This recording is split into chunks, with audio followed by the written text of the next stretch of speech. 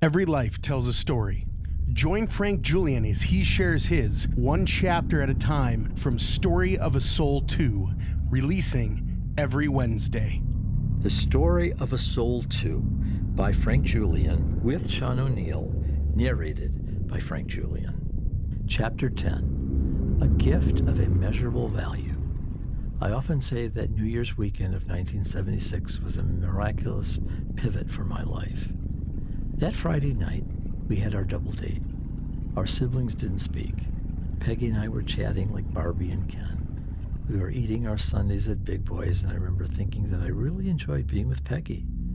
On Saturday morning, I had a meeting scheduled at St. Albert's Convent. Sister Ann invited a handful of individuals, a couple named the Gables and a woman named Marlene, to join her in praying over me to receive the baptism in the Holy Spirit.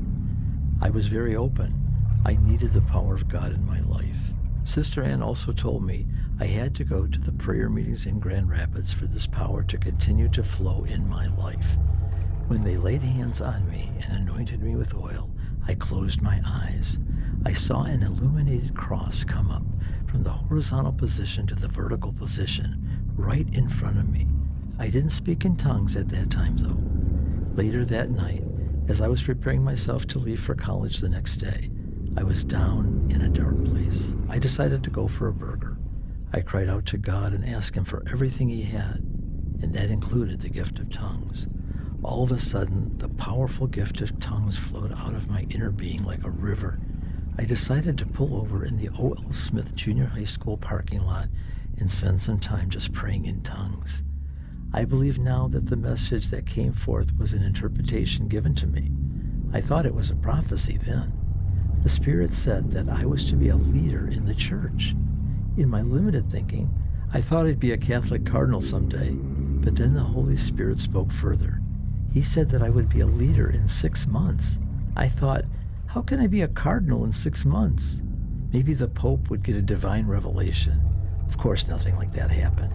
In 6 months, though, when I came home from college, I was leading people to the Lord and inviting them to prayer meetings.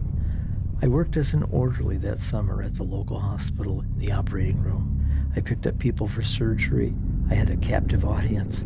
Mary Ellen, an OR nurse, was open to talking to me about the Lord. She said that people were responding to me, including patients and staff who normally were closed off to anything spiritual.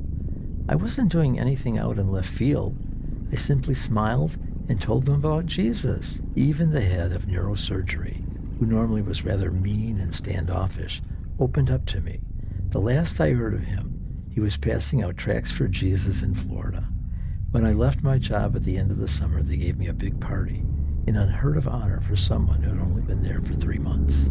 Thank you for listening. Join Frank Julian every Wednesday for a new chapter of Story of a Soul 2. Make sure you like, share, and subscribe so you don't miss the next chapter.